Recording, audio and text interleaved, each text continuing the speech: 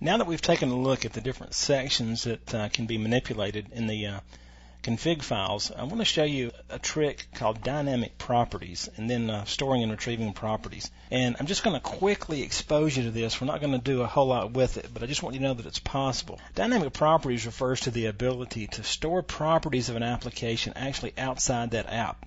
And a good place to store it's inside that Web.Config file. Now stop and think just a minute. If I have an application, and we'll say that this basically represents my application, and I have a connection string inside the application in 3 or 4 places in my code to connect to a database server.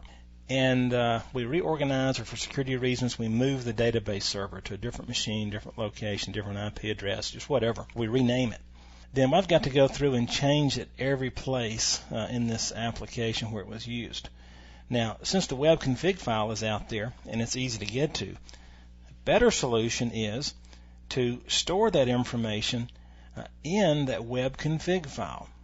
So if I store this stuff in the Web.Config file, then from any location in my application, I can get to it, and then if it ever changes, I change it in this one location, and instantly everybody has it on the next page request. So that's a dynamic property, and I can set those.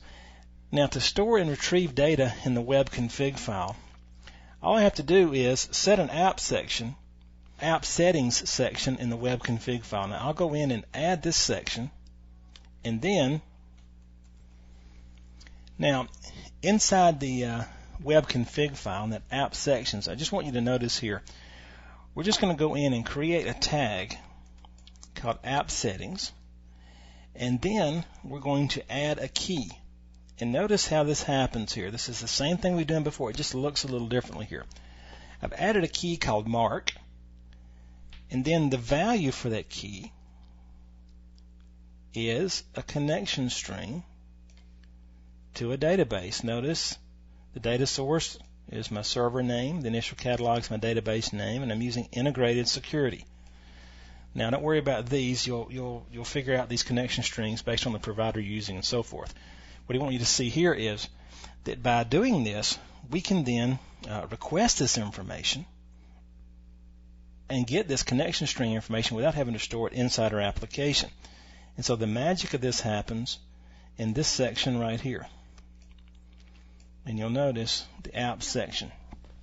And we can use this as many times as we want to. We can put multiples in here, keys and values. Now, to retrieve this information, once we've stored it out there, notice this is an example. We're dimming a variable as a string, and we're setting it equal to, notice, configuration settings, app settings, mark. This will reach out into that Web.Config file and pull that information out and load it into our variable right here. And so we have pulled that information out of the Web.Config file. Now this is an excellent way to store all kinds of things that may change and that may be pulled from a number of different locations inside the application. So this is an excellent example of something that you really need to make a note of. Use this because it can save you a lot of time and a lot of maintenance nightmares to put things out there. So not only does the Web.Config file is in an easy XML readable format for maintaining these configurations, much better than the registry, it's also very easy to write things into it. I would strongly suggest, again, this is another great place to go out, dig into this capability, look at the documentation or some third-party data on this, and look at all the tricks that you can do with these configuration files, even from within your applications.